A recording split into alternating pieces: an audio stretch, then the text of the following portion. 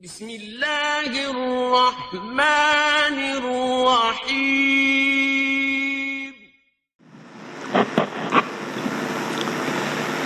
بسم اللہ الرحمن الرحیم وبہ نستعین واشہد ان لا الہ الا اللہ واشہد ان محمدا عبدہ ورسولہ اما بعد۔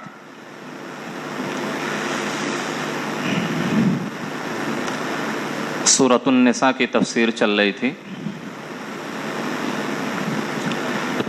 سورۃ النساء کے بہت سارے مسائل خاص طور پر عورتوں کے متعلق آپ کے سامنے رکھے گئے۔ نکاح کے جو شروط 4 اللہ رب العالمین نے بیان کیا ہے، اس کے بعد اللہ رب العالمین نے ایک عمومی حکم دیا، یا ایھا الذین آمنوا لا تأکلوا اموالکم بینکم بالباطل۔ اے مومنو، تم لوگ آپس میں مال کو باطل طریقے سے نہ کھاؤ۔ اس کا مطلب یہ بھی لے سکتے ہیں کہ اللہ نے جو عورتوں کا حق متعین کیا ہے مردوں پر، وہ حق نہ کھا لو۔ وہ اگر کوئی کھا لیتا ہے تو ایسی صورت میں گویا کہ وہ باطل طریقے سے کھا رہا ہے۔ یا اس کا عمومی مطلب بھی لے سکتے ہیں، کیونکہ اللہ نے آگے کیا کہا، الا ان تکون تجارۃ عن تراض منکم۔ تجارت کے ذریعہ، تجارت کسے کہتے ہیں؟ دونوں طرفین سے اگر خوشی خوشی لین دین ہو رہا ہے شریعت کی روشنی میں تو اس کو تجارت کہا جاتا ہے۔ تو یعنی جھوٹ بول کر، سودی کاروبار کر کے، دھوکہ دے کر کے، اس طرح سے تم لوگ آپس میں باطل طریقے سے مال مت کھاؤ۔ اس کے بعد اللہ رب العالمین نے اس کی وعید بھی بیان کی کہ جو باطل طریقے سے مال کھاتا ہے تو ایسی صورت میں اللہ نے اس کے لیے جہنم تیار کر رکھی ہے۔ اس کے بعد اللہ رب العالمین نے ان تجتنبوا کبائر ما تنہون عنہ نکفر عنکم سیئاتکم، گناہوں سے بچنے کے 4 یا 5 اللہ رب العالمین نے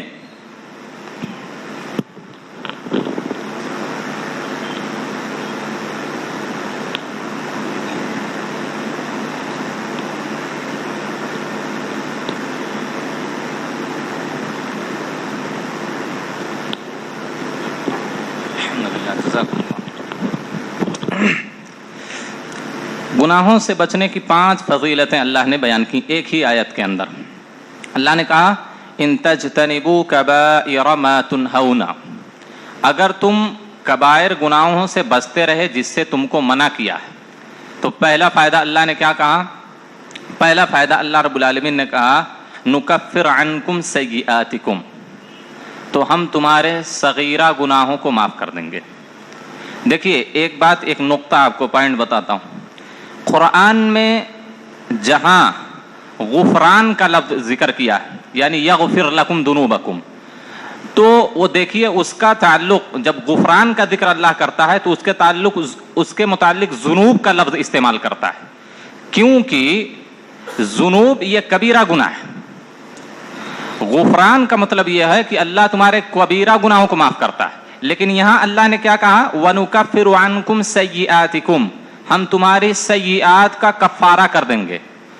تو کفارہ، جب لفظ کفارہ استعمال ہوتا ہے تو سیئات کے ساتھ استعمال ہوتا ہے، کیونکہ اس کا تعلق صغیرہ گناہوں سے ہے، اور غفرہ کا جب استعمال اللہ کرتا ہے تو اس کا ذنوب کے ساتھ استعمال کرتا ہے، یعنی کبیرہ گناہوں کو معاف کرنا۔ تو یہاں اللہ نے کہا وَنُكَفِّرُ عَنْكُمْ سَيِّئَاتِكُمْ، ہم تمہارے سیئات کو معاف کر دیں گے، مطلب صغیرہ گناہوں کو۔ اگر تم کبیرہ گناہ سے بچتے رہے تو اللہ صغیرہ گناہ خود بخود معاف کر دے گا۔ یہ پہلا فائدہ۔ دوسرا فائدہ یا دوسرا انعام کبیرہ گناہوں سے بچنے کا اللہ نے بیان کیا وَنُدْخِلْكُمْ مُدْخَلًا كَرِيمًا، عزت و شرف سے اللہ تم کو نوازے گا۔ ایک عزت و بزرگی کی جگہ میں اللہ تم کو داخل کرے گا، مطلب جنت میں اللہ تم کو داخل کرے گا اگر کبیرہ گناہوں سے بچتے رہے۔ تیسرا اللہ رب العالمین نے انعام یا اس کی فضیلت بیان کی ان اللہ لا یظلم مثقال ذرہ وان تک حسنۃ یضاعفها ویؤت من لدنہ اجرا عظیما، ڈبل اجر اللہ دے گا، ڈبل اجر اللہ رب العالمین دے گا۔ اس کے بعد اللہ رب العالمین نے کہا کہ اگر ایک نیکی کرتے ہو تو اللہ اجر عظیم سے بھی نوازے گا، ویؤت من لدنہ اجرا عظیما، بہت بڑا ثواب دے گا۔ اور 5واں انعام اللہ رب العالمین نے بیان کیا کہ جنت دیں گے۔ تو ایک آیت کے اندر یا اس کے اندر اللہ رب العالمین نے یہ 5 انعامات بیان کیے ہیں گناہوں سے، کبیرہ گناہوں سے بچنے کے۔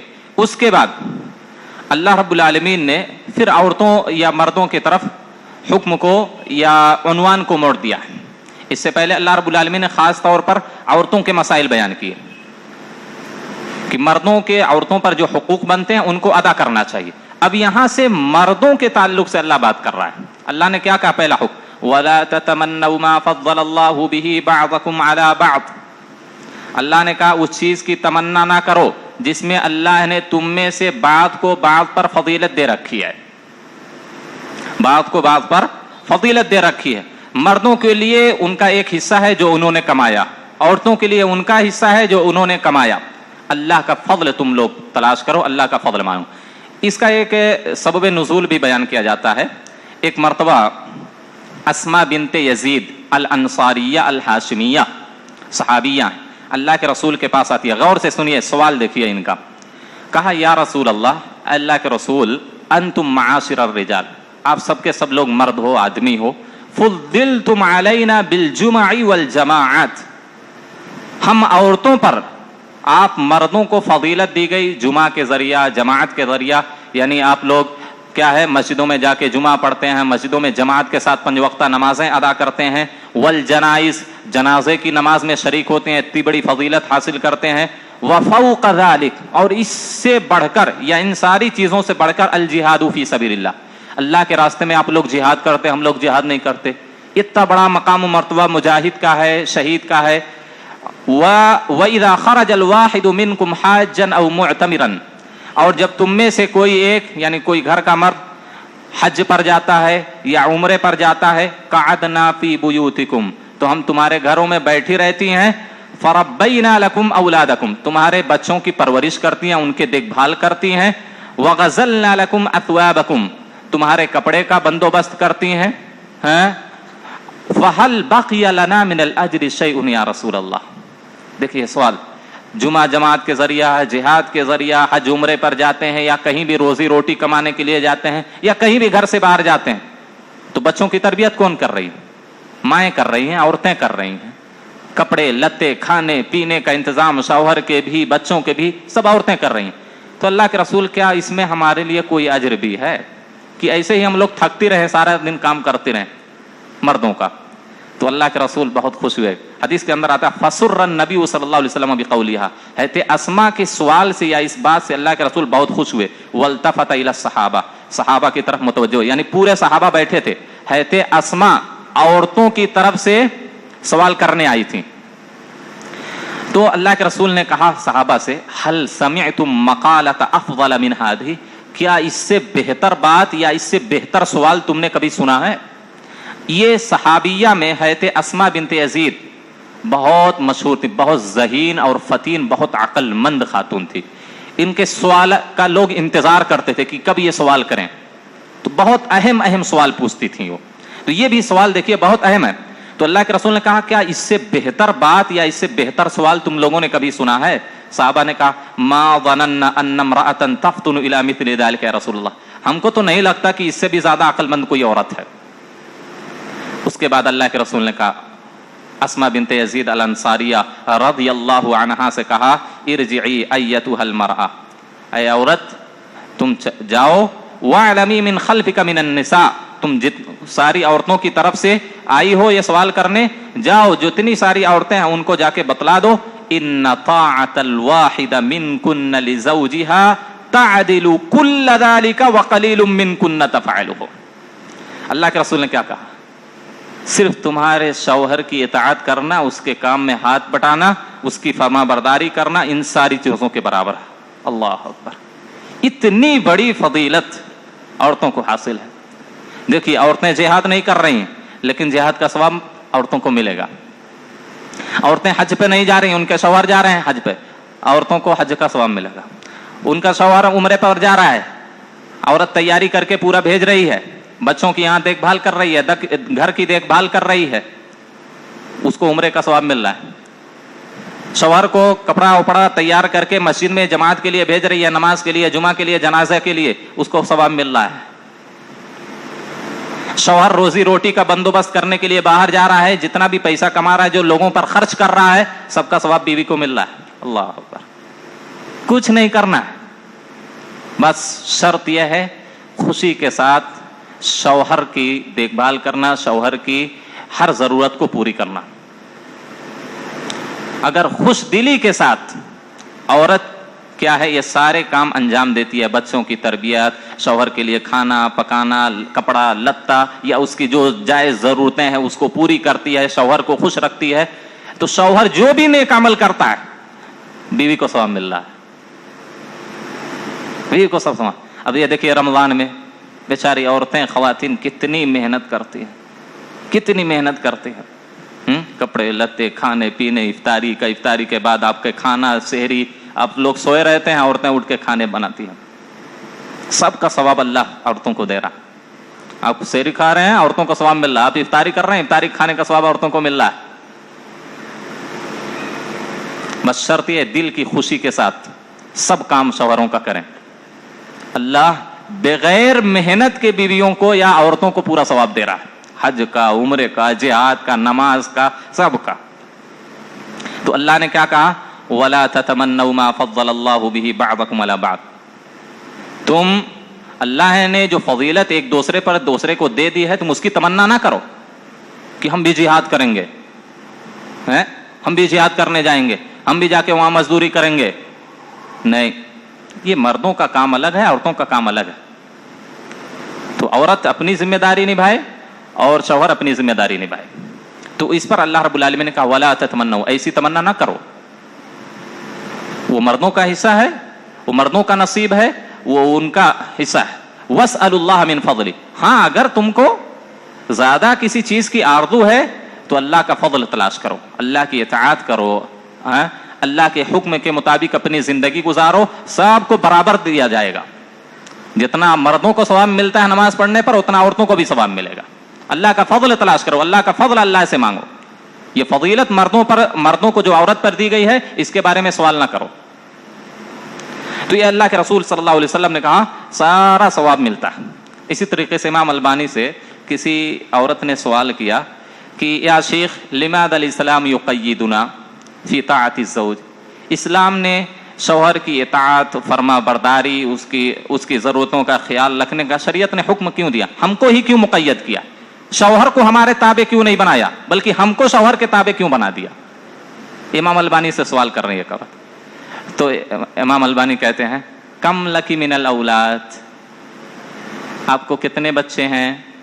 तो औरत ने जवाब दिया सलासतुम मिनल औलाद, मेरे 3 बच्चे हैं। इमाम अलबानी ने जवाब दिया अमरकल्लाहु बिताअति रजुलिन वाहिद व अमरा सलासत रिजालिन बिताअतिक, कितनी नाशुक्री हो तुम, अल्लाह ने सिर्फ तुम्हें एक आदमी की इताअत करने का, तुम्हारे शौहर की इताअत करने का हुक्म दिया, और ये तुम्हारे 3 बच्चे, 3 औलाद है, 3 लड़के हैं, मुज़क्कर हैं, इन तीनों को तुम्हारी इताअत करने का हुक्म दिया है।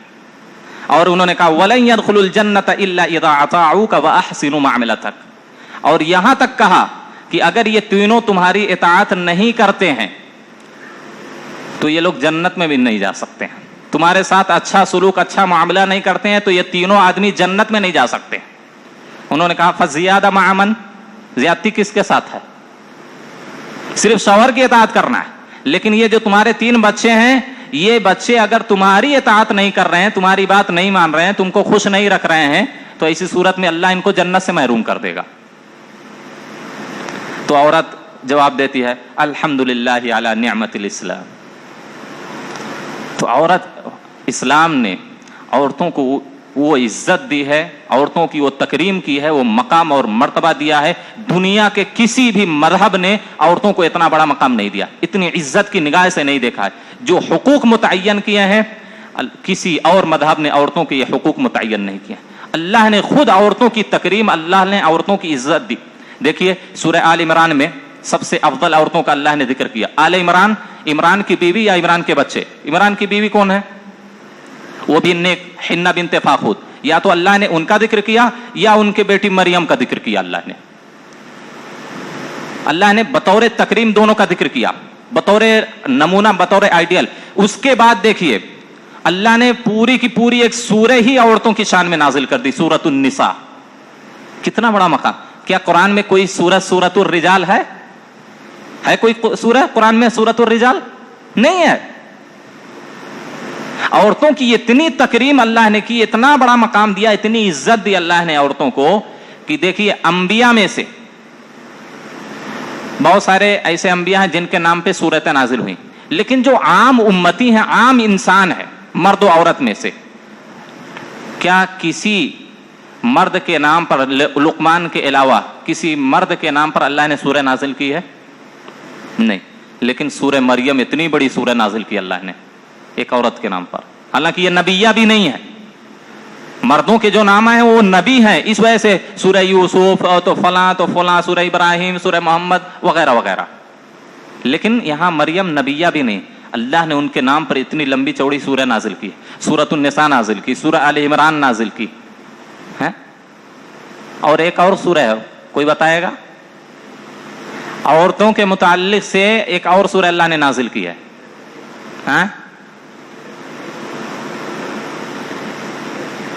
سورۃ الطلاق. اس کو صحابہ اور سلف میں بھی یہ نام مشہور تھا, نساء صغرا. سورۃ النساء کو نساء کبرا کہا جاتا ہے, یہ بڑی سورہ ہے, اس میں زیادہ احکام ہے تو بڑی سورہ ہے, نساء کبرا کہا جاتا تھا. سورۃ الطلاق جو 28ویں پارے میں ہے اس کو سورۃ النساء صغرا کہا جاتا ہے. کہنے کا مطلب یہ ہے اللہ نے عورتوں کو بہت بڑا مقام دیا, بہت عزت دی ہے, اسلام نے بہت تکریم دی ہے, ایسے ایسے حقوق متعین کیے کسی اور مذہب میں سوچ بھی نہیں سکتے آپ. تو امام البانی نے کہا کہ تم بہت ناشکری ہو, یہ ایک آدمی کا حکم, ایک آدمی کی اطاعت کرنے کا حکم دیا, تم شکایت کر رہے ہیں. یہاں تمہارے 3 بچے ہیں, اللہ نے ان تینوں کو حکم دیا کہ وہ تمہاری اطاعت کرے, تمہاری ہر خوشی میں تمہارا ساتھ دیں. اسی وجہ سے اللہ کے رسول صلی اللہ علیہ وسلم نے کیا کہا, جب سب سے زیادہ حسن سلوک کا مستحق اللہ کے رسول کون ہے, تو آپ نے کہا امک, تمہاری ماں. پھر کہا تم امک, پھر پوچھا, کہا پھر امک, پھر کہا تم ابو. کس کو مقدم کیا اللہ نے؟ عورت کو مقدم کیا اللہ نے. یہی ماں ہے. ماں کی ناراضگی والدین کی ناراضگی, اگر ماں بچے سے ناراض ہے تو گویا کہ اس کا رب اس سے ناراض ہے. ماں اپنے بچے سے خوش ہے تو گویا کہ اس کا رب اس بچے سے خوش ہے. اتنی بڑی تکریم کسی مذہب نے دی عورتوں کو. یہی عورت ایک بہن بھی بنتی ہے, بھائی اور بہن کا اتنا پاکیزہ رشتہ شریعت نے متعین کیا. یہی عورت ایک بیٹی بنتی ہے. اللہ کے رسول صلی اللہ علیہ وسلم نے کہا کہ اگر کسی نے 2 یا 3 بیٹیاں جس کے ہاں پیدا ہوئی, اچھی طریقے سے اس کی تربیت کی, اچھی پرورش کی, اس کو پڑھایا لکھایا, اچھی جگہ اس کا نکاح کر دیا, اللہ اس کے بدلے میں اس کو جنت میں ڈالے گا. جنت اس پر, بعض روایات میں اس پر جنت واجب ہو جاتی ہے. دیکھیے, تو عورتوں کو اللہ نے یا شریعت نے بہت بڑا مقام دیا ہے. اسی طریقے سے آپ کو بتلاؤں, یہاں مردوں کی فضیلت بیان ہو رہی ہے, مردوں کی فضیلت, تو اللہ نے مردوں کو عورتوں پر فضیلت بیان کی. اسی وجہ سے اس کے بعد کی آیت میں اللہ کیا کہتا ہے, الرجال قوامون علی النساء بما فضل اللہ بعضهم علی بعض وبما انفقوا من اموالهم. 2 وجہوں کی وجہ سے اللہ نے قوام, حاکم, نگراں عورتوں پر مرد کو بنایا. 2 وجہیں اللہ نے خود بیان کی ہے. الرجال قوامون, مرد حاکم ہیں عورتوں پر, نگراں ہیں, ان کے امیر ہیں. گویا کی مرد کیا ہیں, بیویوں کے امیر ہیں, جو حکم دے ماننا ہے, بس وہ شریعت کے مخالف نہ ہو, شریعت کے مخالف نہ ہو. شریعت کے مطابق اگر حکم شوہر دے رہا ہے تو بیوی کو ماننا فرض اور واجب ہے. تو قوام اللہ نے اس وجہ سے بھی, کیونکہ مردوں کی جو عقل ہے, جو طاقت ہے اور قوت ہے, بیرونی کام جو گھر سے باہر جو کام ہے وہ مرد ہی کر سکتے ہیں, عورت نہیں کر سکتی ہے. اگر عورت گھر سے باہر نکلی وہ سارے کام انجام دے گی تو ظاہر سی بات ہے عورت نہیں رہے گی پھر. تو یہ پہلی وجہ ہے کہ اور دوسری وجہ وَبِمَا أَنفَقُوا مِنْ أَمْوَالِهِمْ, یہ مرد اپنا مال جو ان عورتوں پر خرچ کرتے ہیں, نان و نفقہ, رہنے سہنے کا انتظام کس پر ہے, شوہر پر ہے. کھانے پینے کا انتظام شوہر پر ہے, گھر کی رہائش شوہر پر ہے, بچوں کا رزق, بچوں کی دیکھ بھال, بچوں کا نان و نفقہ خرچہ شوہر پر ہے. تو ایک وجہ یہ اور دوسری وجہ یہ. تو ان 2 وجہوں کی وجہ سے اللہ رب العالمین نے مردوں کو عورتوں پر فضیلت دی. اور اس کے بعد یہ بھی یاد رکھیں کہ اگر کوئی بھی عورت جائز اور معروف کاموں میں اپنے شوہر کی اطاعت نہیں کرتی، فرما برداری نہیں کرتی، تو ممکن ہے کہ اس کی کوئی بھی عبادت اللہ کے ہاں قبول نہ ہو، اور وہ عبادت کی لذت اور حلاوت اور چاشنی اس عورت کو حاصل نہیں ہو سکتی۔ ایک مرتبہ امام البانی کا اور واقعہ سنیے۔ امام البانی سے ایک عورت نے سوال کیا، یا شیخ قبل زواجی کنت فتاة صواما قواما، اے شیخ میں شادی سے پہلے بہت لمبا قیام اللیل کرتی تھی اور بہت زیادہ نفلی روزے رکھتی تھی، فرائض کے ساتھ ساتھ نفلی روزے، بہت زیادہ قرآن کی تلاوت کرتی تھی، اور مجھے عجیب لذت اور حلاوت محسوس ہوتی تھی جب میں اللہ کی عبادت کرتی تھی، قرآن کی تلاوت کرتی تھی، نماز پڑھتی تھی۔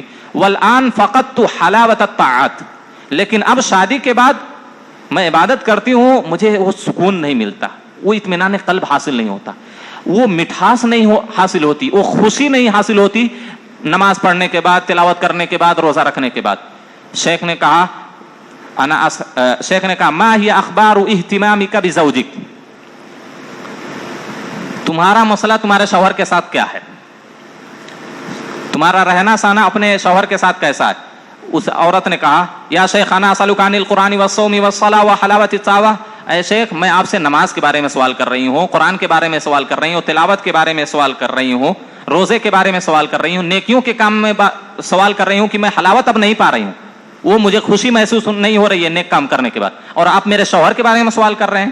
اس وقت امام البانی نے جواب دیا، کہا ہاں اے میری بہن، لماذا لا تجد بعض النساء حلاوة الایمان ولذة الطاعة واثر العبادة، کیوں بہت ساری عورتیں ایمان کی حلاوت ان کو نصیب نہیں ہوتی، اطاعت اور نیکی کے کاموں کی لذت ان کو نصیب نہیں ہوتی، عبادت کا اثر ان پر نہیں ہوتا؟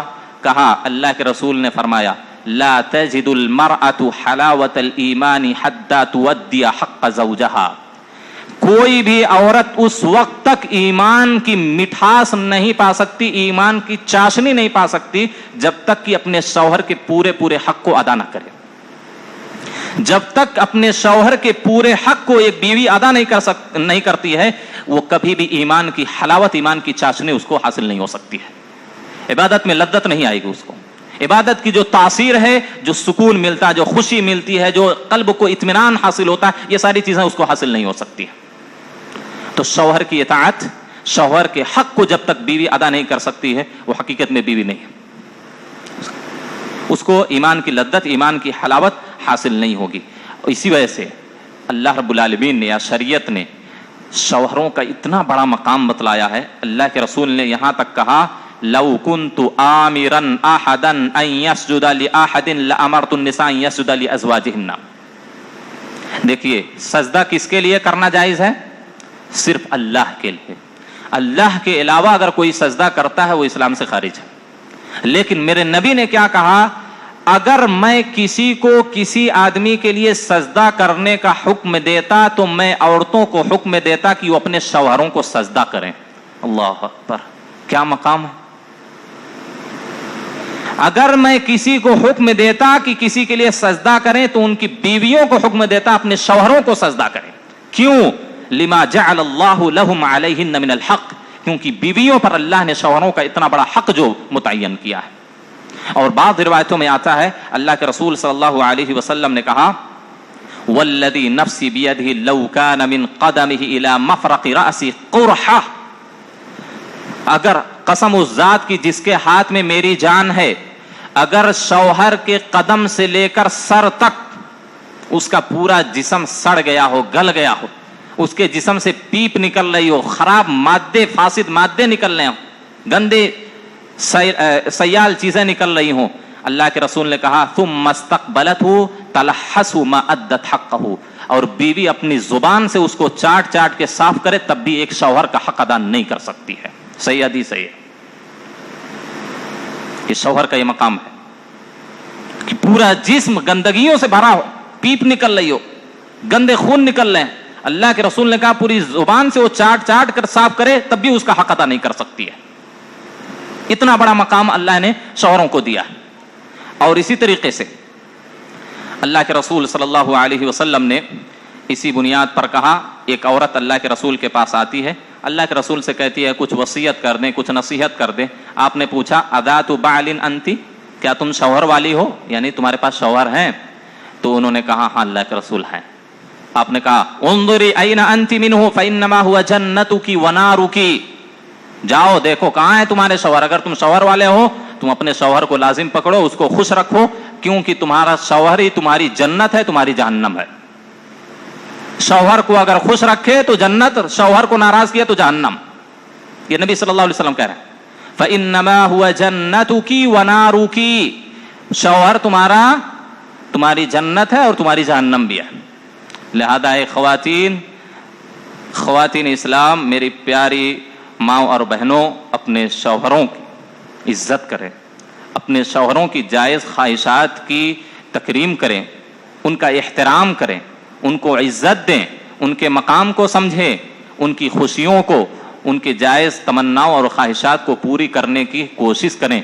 دیکھیے کتنا بڑا مقام دیا ہے. اور اگر ایک حدیث میں آتا ہے, اللہ کے رسول صلی اللہ علیہ وسلم نے کہا اگر کوئی بیوی اپنے شوہر کو کسی بھی اعتبار سے تکلیف دیتی ہے, چاہے زبان کے ذریعہ ہو چاہے کسی عمل کے ذریعہ ہو, اگر تکلیف دیتی ہے تو جنت سے حور عین کیا کہتی ہے, لا تؤذی, اے دنیا میں رہنے والے اس کی بیوی, اس کو تکلیف مت دے.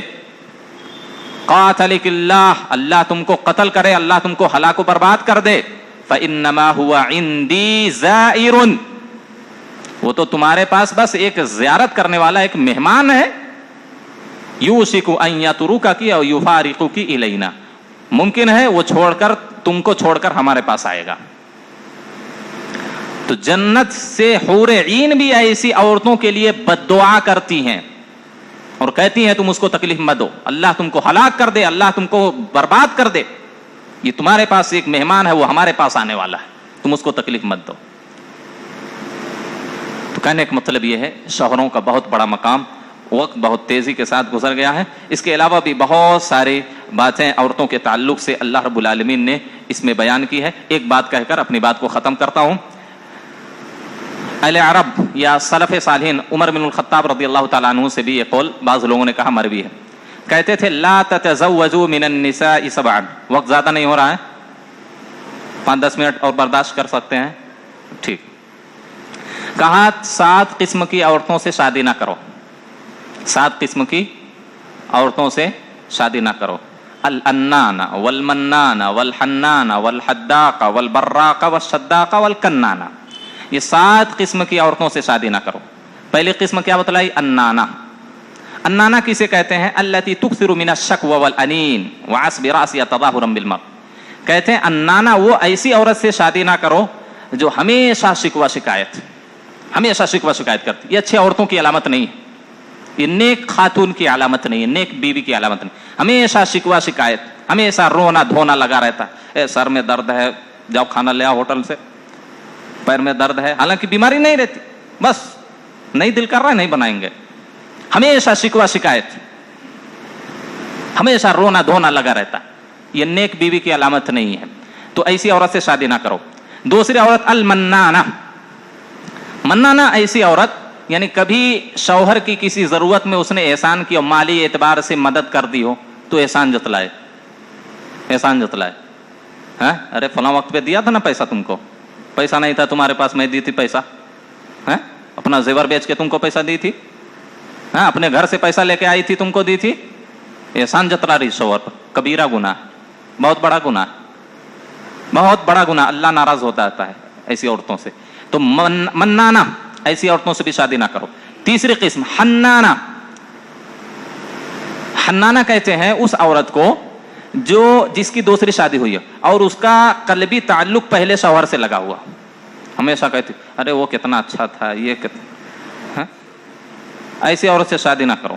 اور اسی طریقے سے حداقہ. حداقہ اس عورت کو کہتے ہیں کہ جو بھی چیز دیکھے اس کو بس اس کو چاہیے. حداقہ التی تنظر الی کل شیء وتشتہی, جو بھی چیز دیکھے اس کی خواہش کرے.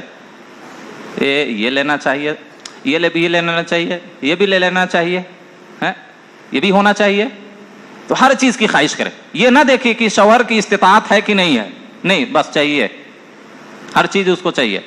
اور اسی طریقے سے براقہ کہتے ہیں اس عورت کو جو ہمیشہ دن بھر صرف بننے سورنے میں اپنا پورا وقت صرف کرتی ہو، صرف تزئین خوبصورتی کے لیے پورا وقت لگا رہی ہو، ایسی عورت سے بھی شادی نہ کریں۔ والشداقہ، ایسی عورت جو سخت کلامی ہو، چرب زبان ہو، ہمیشہ شوہر کو ڈانٹتی رہے، بولتی رہے، جب دیکھو منہ کبھی بند نہ ہو، بولتے ہی رہتے، یہ بھی نیک خاتون کی علامت نہیں۔